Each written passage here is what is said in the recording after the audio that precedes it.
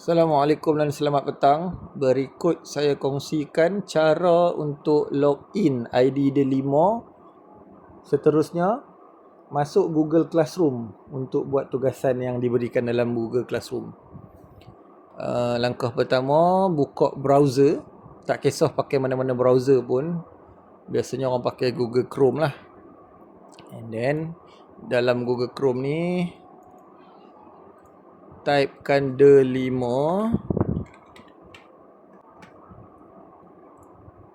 Ambil Delimo 2.0, turun bawah sikit, tik dekat I agree to the term and conditions, click here to begin. Kemudian masukkan email murid-murid. Email ni saya dah bagi M tolak, lepas tu ada 8 angka, setiap murid berlainan lah dia punya angka ni. Alias moi.dl.edu.my. M depan, M tolak ni dengan alias moi.dl.edu.my ni semua sama. Nombor ni je yang berlainan di antara setiap murid. Pastikan ada 8 angka lah. Kalau kurang satu tu maksudnya tak cukup lah tu. Kemudian tekan next. Masukkan password. Password ialah 5 angka akhir IC alias RBB0040. Semua huruf besar. Tu kod sekolah tu, RBB0040. 5 angka akhir IC alias RBB0040. Semua huruf besar. Okey, tekan nama anak. Continue. Allow.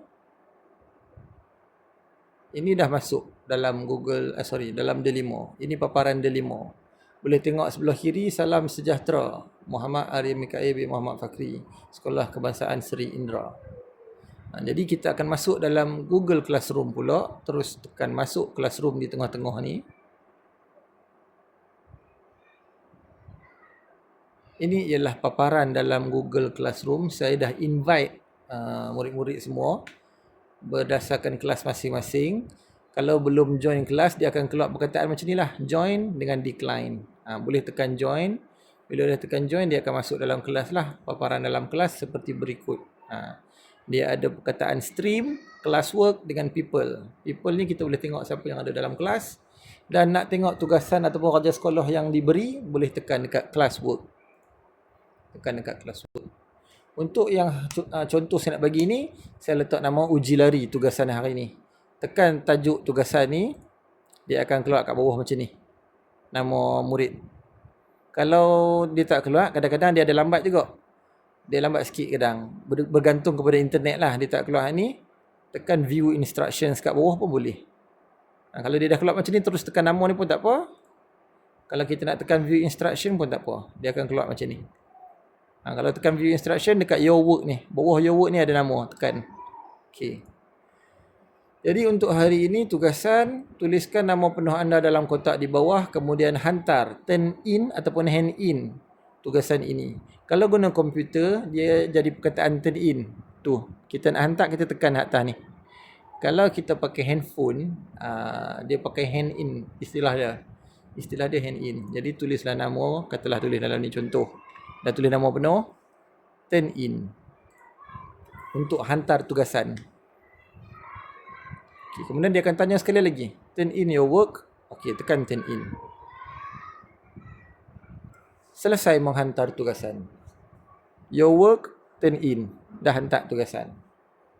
Tapi ada ketika murid dah tertekan turn in. Sebelum dia jawab, dia dah tekan turn in. Dia tak jawab lagi, dia dah tekan turn in.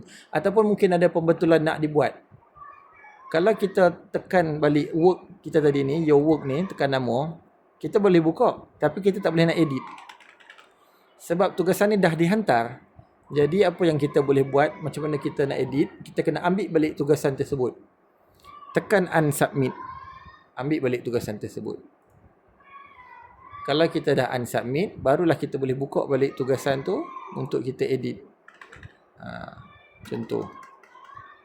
Kalau dah selesai edit, boleh tekan turn in balik untuk hantar. Turn in, hantar. Jadi bila dia dah keluar perkataan turn in, maksudnya dia dah hantar lah. Seterusnya, selepas dah selesai tugasan, cara nak log out pula. Kalau guna komputer dekat rumah, mungkin tak perlu log out pun tak apa. Tapi sekiranya menggunakan komputer yang berkongsi dengan orang lain. Sebagai contoh, komputer dekat sekolah. Cara nak log out. Dekat atas sebelah kanan, tekan ikon bulat yang ada nama kita ni. Muhammad Aryan Mikail bin Muhammad Fakri. Ada sign out. Tekan sign out. Okey. Bila sampai kat sini, jangan terus tutup. Remove account dulu. Kenapa saya cadangkan untuk remove? Sebab kalau di komputer sekolah, bila murid tak remove account, kat sini penuh email-email murid lain. Jadi, lebih baik kita remove account. Tekan segi lambang no entry ni. Selesai.